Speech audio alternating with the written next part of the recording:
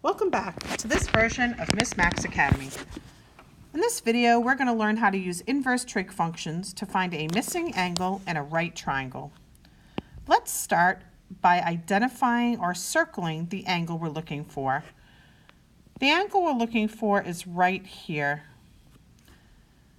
Then we're going to label the sides of the triangle.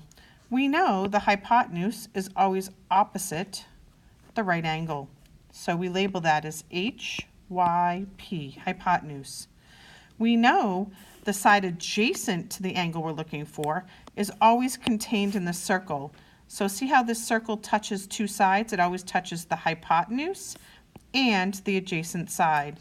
So that means this side here is going to be labeled as adjacent. And there's no number or variable on the other side, but we know its name is opposite, okay?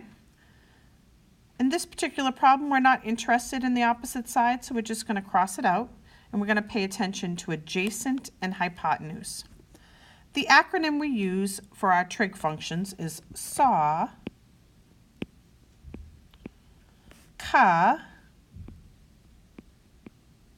TOA.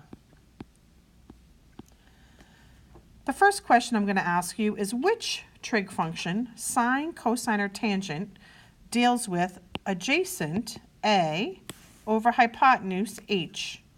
And the answer to that question is the cosine function. The cosine function is adjacent over hypotenuse.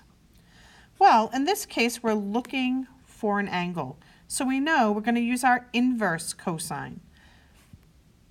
Let's call this angle X. In order to find angle X, I need to find the cosine inverse of my adjacent side, 15, over my hypotenuse, 35.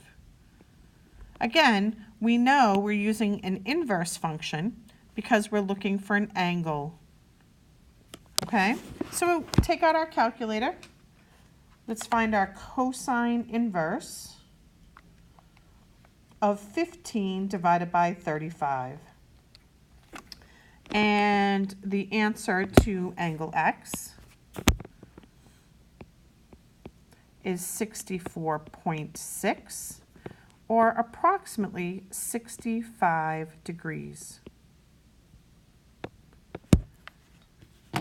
Tune in again for our next episode of Miss Max Academy.